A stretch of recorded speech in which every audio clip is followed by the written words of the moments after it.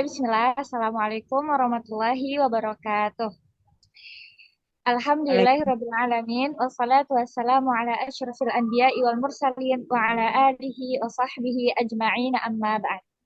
Oke, insya Allah kami dari kelompok 8 bahkan judul What's Wrong with Syariah Governance and Audit of Zakat in Indonesia. Yang mana ada 4 orang dari kelompok ini. Pertama, Azizah Syafikri. Kedua, Cici Wardani. Ketiga, Ekan Tini Puji Basuki. Dan yang keempat, Mbak Ana Syahidah. Oke, langsung aja kita ngebahas tentang latar belakang dari artikel ini apa. Yang pertama, bagian dari ibadah yang mencakup beberapa eh, dimensi seperti spiritual, ekonomi, dan sosial. Yang mana kita memerlukan pengelolaan zakat ini sesuai dengan syariat.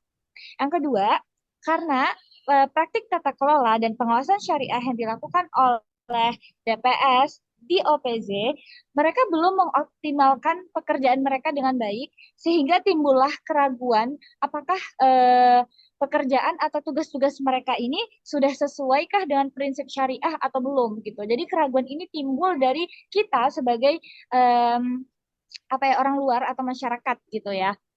Nah, yang ketiga, karena SDM belum optimal dalam mengerjakan tugas mereka, terutama dalam bagian auditor syariah ini sendiri. Dan yang terakhir, karena banyak OPZ yang belum menjalankan audit syariah secara menyeluruh dan mereka itu tidak transparansi dalam pelaporan OPZ OPZ apakah sudah memenuhi standarisasi atau sudah memenuhi syariat atau aturan yang ada atau belum gitu. Jadi karena belum belum terlalu transparansi sehingga ya itu timbullah keraguan-keraguan dari eksternal atau dari orang-orang seperti kita. Nah, mungkin ini tentang latar belakangnya. Untuk konsep teori yang digunakan, penelitian ini menggunakan analisis data interaktif, yang mana dia ada 3 langkah utama. Pertama, ada reduksi data, kedua, ada penyajian data, dan yang terakhir ada penarikan kesimpulan. Nah, ketiga langkah ini tuh saling berkaitan, teman-teman. Baik sebelum, selama, atau setelah pengumpulan data ini. Sehingga tujuannya adalah untuk membentuk proses yang bersifat siklus dan interaktif. Untuk metode riset yang digunakan, itu adalah penelitian kualitatif dengan metode deskriptif. Tujuannya ada 2. Yang pertama, tentu untuk mengevaluasi tata kelola syariah dan audit syariah di OPZ itu sendiri oleh auditor syariah. Dan yang kedua, untuk memberikan rekomendasi atas masalah yang ditemukan kepada OPZ dan Kemenag.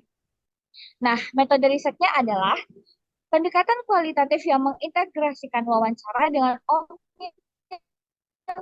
eh, dengan amil OPZ, auditor syariah atau Kemenag, auditor KAP, dokumentasi dan telaah pustaka yang relevan atau data sekunder memberikan gambaran lengkap dan otentik tentang kondisi nyata di lapangan. Untuk temuan riset yang diperoleh dari artikel ini ada 5. Yang pertama itu kita akan melihat dari penerapan tata kelola syariah. Yang kedua dari audit syariahnya. Yang ketiga dari pengawasan dan pengendalian. Yang keempat dari respon masyarakat yang muncul. Yang kelima dari regulasi OPZ-nya. Yang pertama terkait dengan penerapan tata kelola syariah. Itu yang pertama bahwa masih banyak OPZ itu yang tata kelolanya itu belum memenuhi standar syariah sesuai dengan fatwa MUI. Jadi kalau di Indonesia ini standar untuk syariah ini distandarisasi oleh MUI ya. Jadi regulasinya mengacu kepada standar dari fatwa MUI. Kemudian masih juga banyak ditemui di OPZ ini bahwa peran dari DPS ini masih banyak yang kurang aktif, ya, bahkan juga tidak menjalankan kinerjanya secara efektif. Ya. Jadi di lembaga OPZ ini itu banyak ditemui DPS-DPS yang masih belum memenuhi standar dari regulasi yang ada. Ya, jadi memang ini nanti akan memerlukan banyak pelatihan-pelatihan untuk para DPS ya. Kemudian kalau yang kedua terkait dengan audit syariah. Jadi audit syariah ini ternyata di banyak OPZ di Indonesia itu belum melakukan audit syariah secara konsisten dan menyeluruh. Jadi audit itu terkadang dilakukan secara pragmatis dalam rangka untuk misalnya memenuhi beberapa persyaratan standar dari regulasi yang ada. Ya, belum kadang-kadang berkaitan dengan memang mereka menerapkan itu secara konsisten, ya dilakukan secara terus-menerus. Kemudian banyak juga OPZ itu yang mereka belum mendapatkan audit dari Kemenak. Dan ini adalah satu standar ya bahwa OPZ ini seharusnya itu mendapatkan audit secara audit syariah itu yang memang betul-betul terstandarisasi itu adalah dari Itjen Kemenak. Terkait dengan keberadaan auditor syariah ya. Jadi auditor syariah ini ternyata di Indonesia itu masih sangat sedikit. Ya. Perlu adanya tentunya penambahan secara jumlah ya, dan tentunya ini juga perlu ada penguatan ya baik secara kualitas mereka.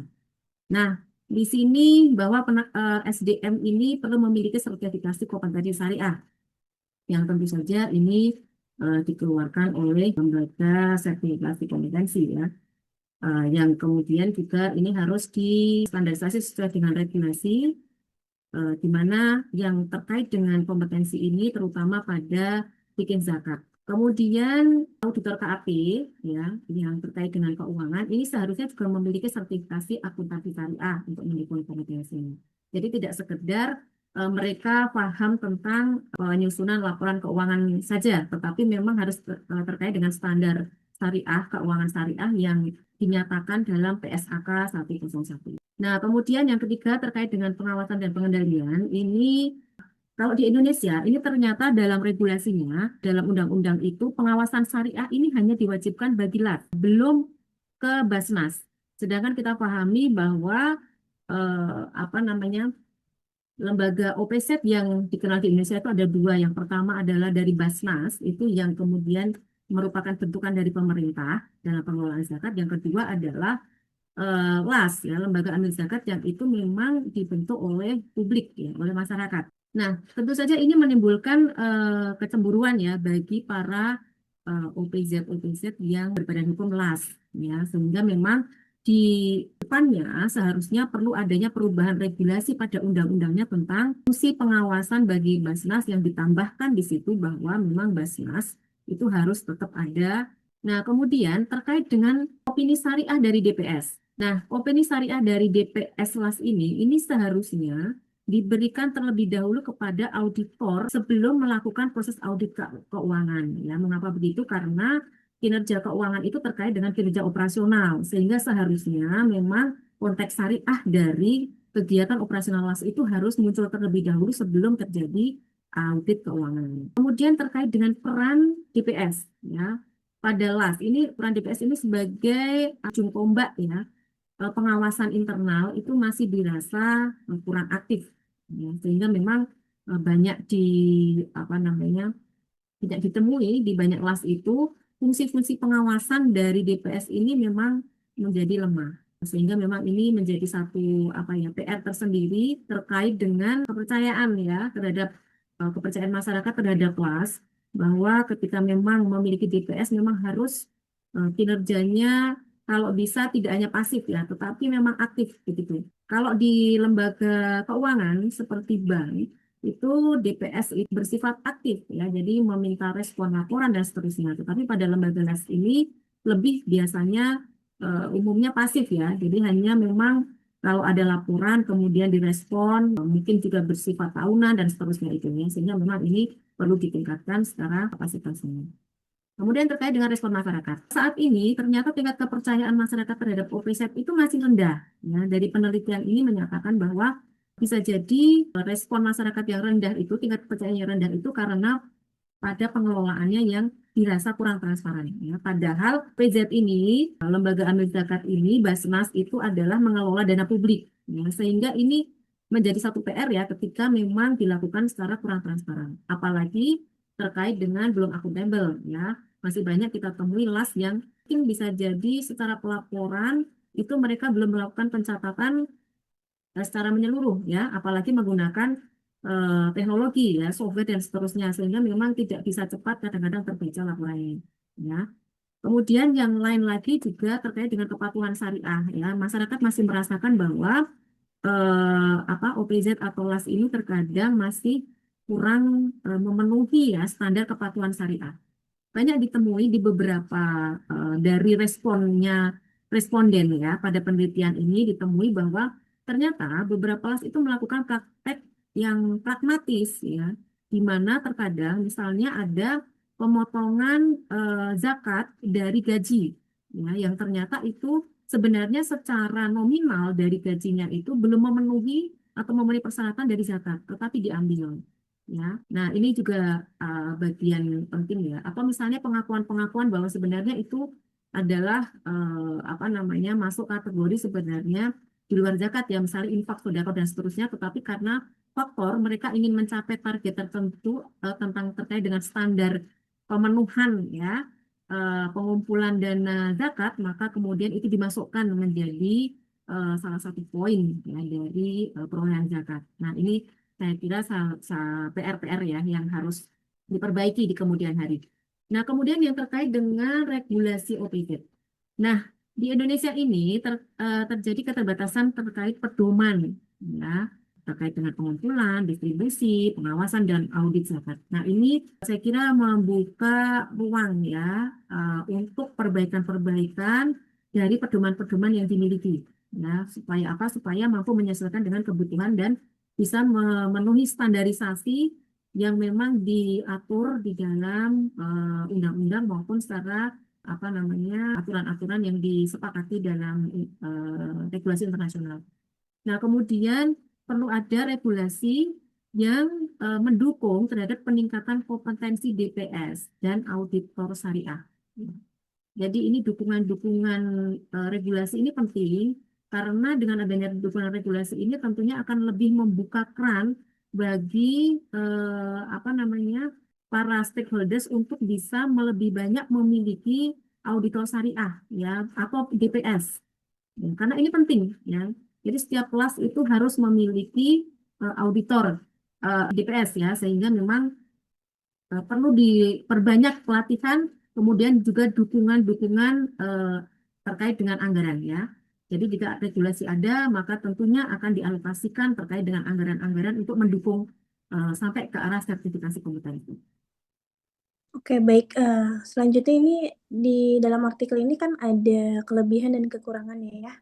Nah, kalau untuk kelebihannya sendiri, mungkin kajiannya ini udah cukup mendalam dan komprehensif gitu. Terkait bagaimana nih tata kelolanya dan audit syariahnya di OPZ-nya itu.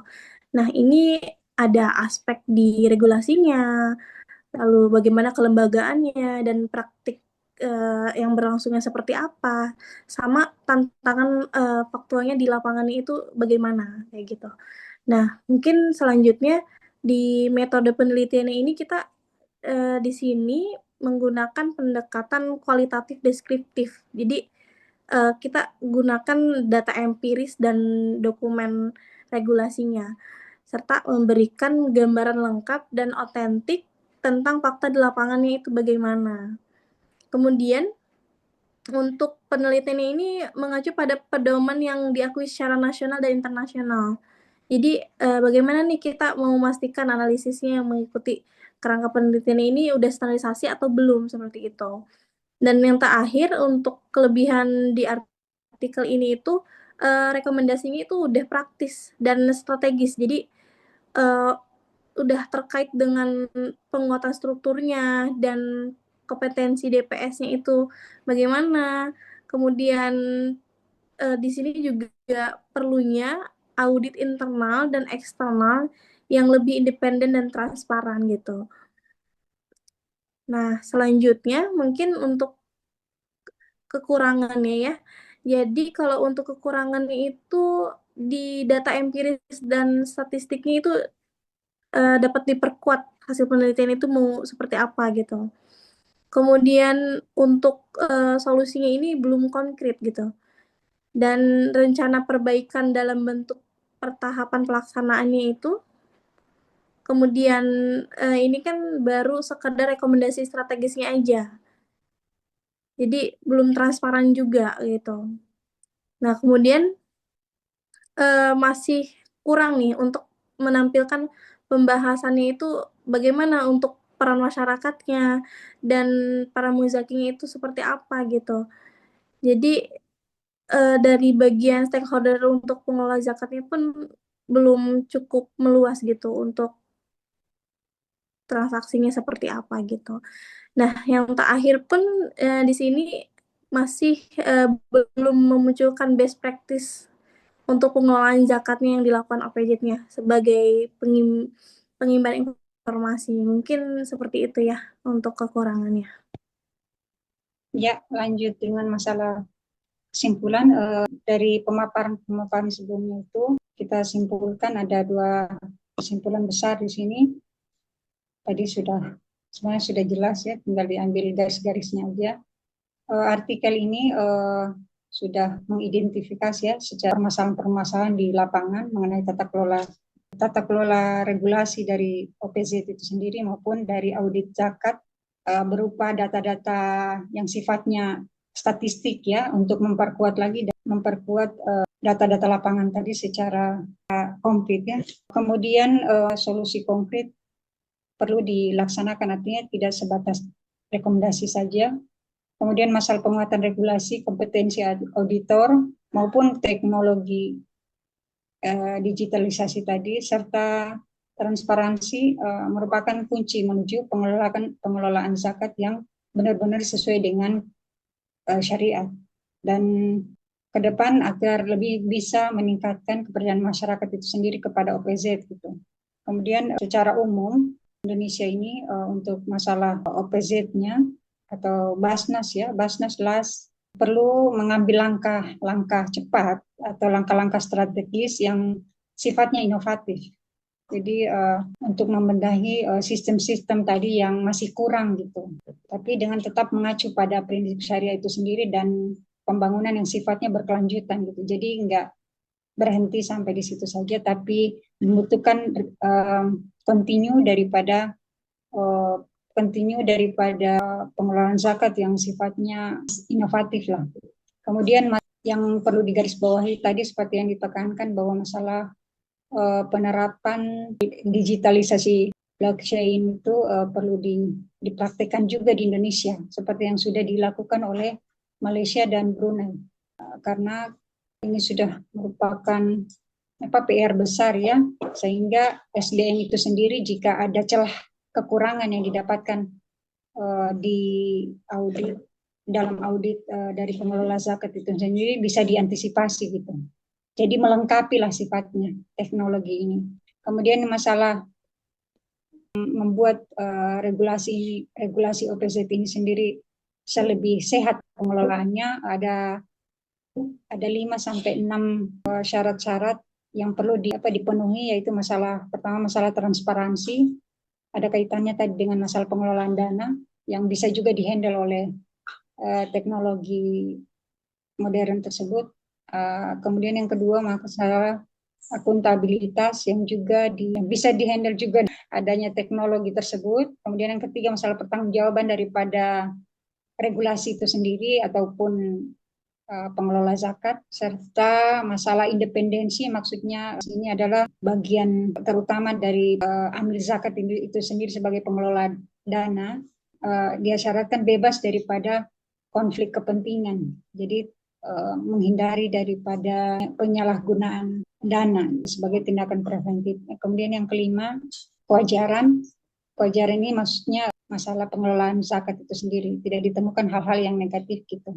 Kemudian yang terakhir ini yang paling utama yaitu masalah dari semua komponen ini terakhir ditentukan dengan kepatuhan syariah daripada OPZ itu sendiri.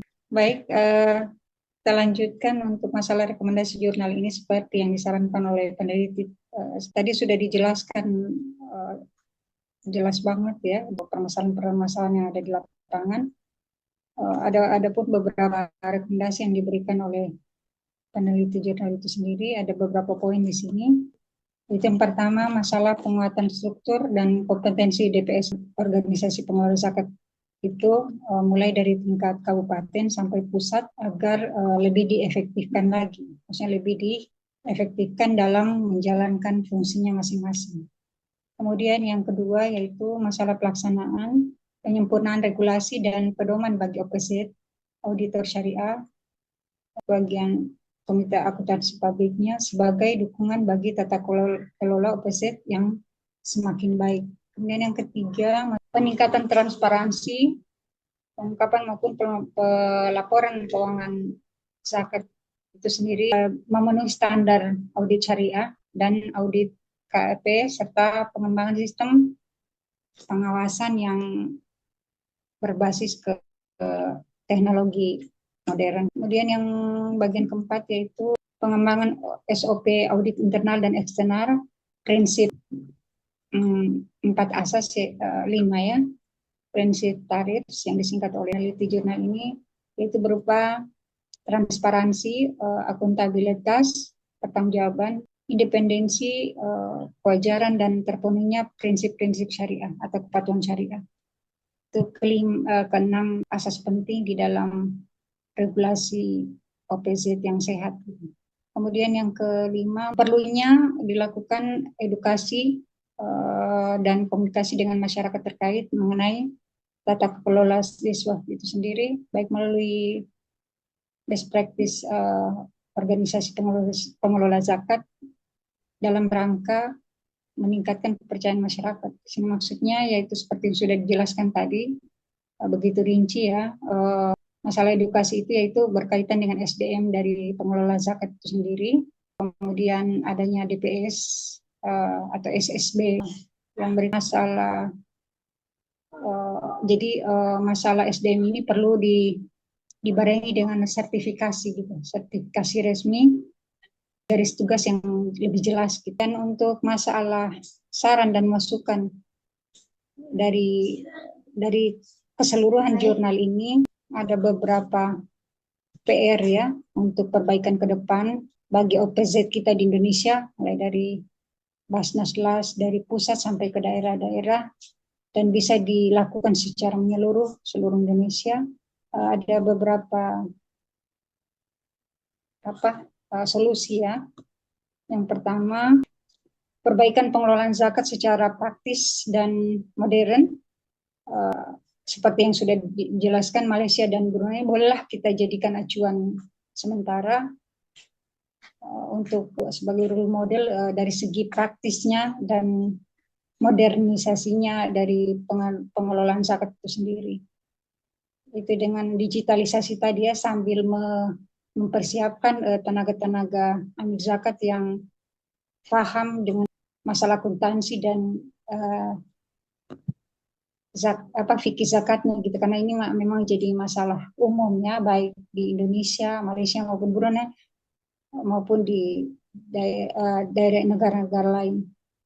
Yang kemudian berikutnya itu regulasi dan standar operasional yang jelas gitu. Jadi jelas garis-garis tugas daripada pengelola zakat itu sendiri. Kemudian adanya pengawasan ketat dari otoritas setempat, maksudnya dari kerajaan itu sendiri dengan bekerja sama dengan ulama-ulamanya. Jadi diawasi langsung.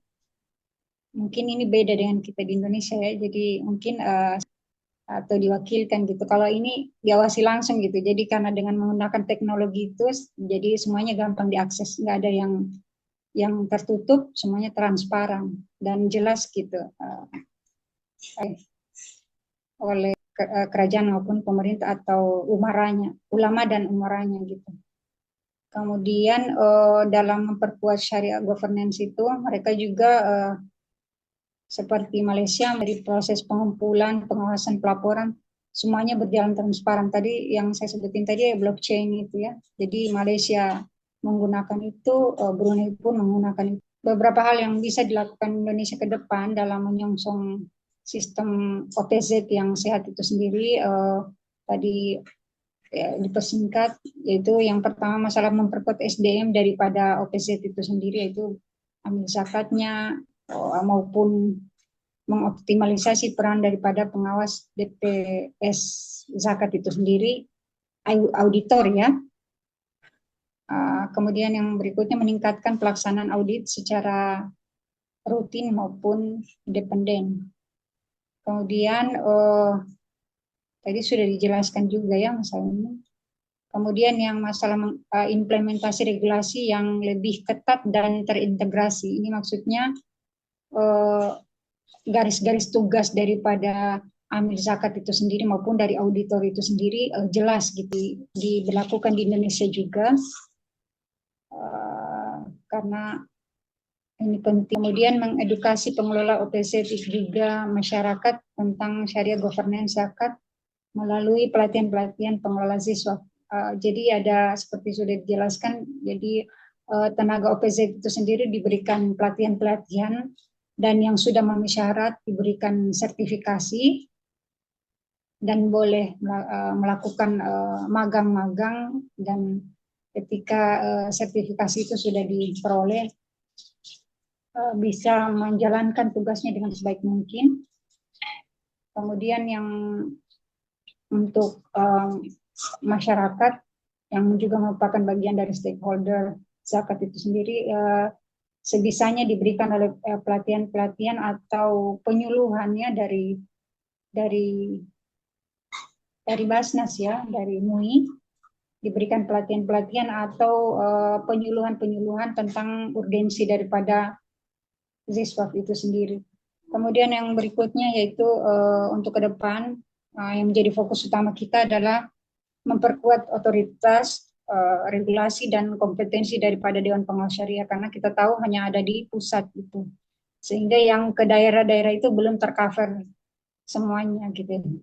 Kemudian yang berikutnya masalah penyusunan regulasi itu yang lebih rinci dan memperkuat kembali sistem pengawasan berbasis teknologi atau digitalisasi blockchain tadi, serta stakeholder varias.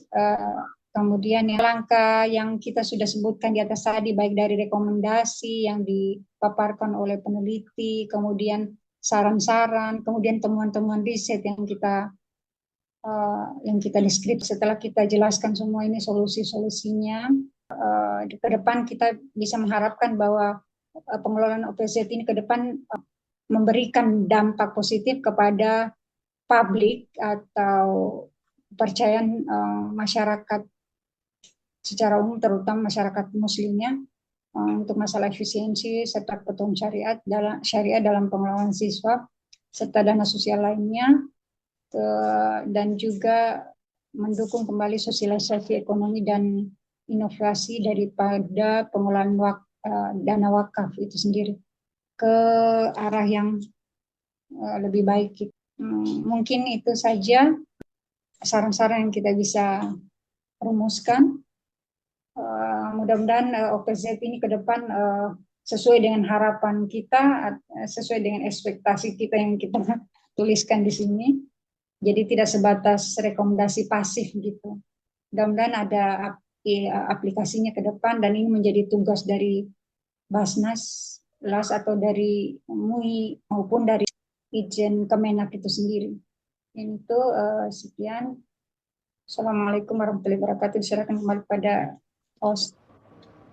Waalaikumsalam warahmatullahi wabarakatuh. Oke, sekian review jurnal dari kami. Semoga segala saran-saran, masukan, dan apa yang sudah kami jelaskan tadi bisa bermanfaat untuk teman-teman yang mendengarkan. Demikian, mari kita tutup dengan membaca doa kafaratul majelis. Subhanakallahumma bihamdika asyhadu an la ilaha illa anta astaghfiruka wa atubu ilaik. Barakallahu fikum. Assalamualaikum warahmatullahi wabarakatuh. Waalaikumsalam warahmatullahi wabarakatuh.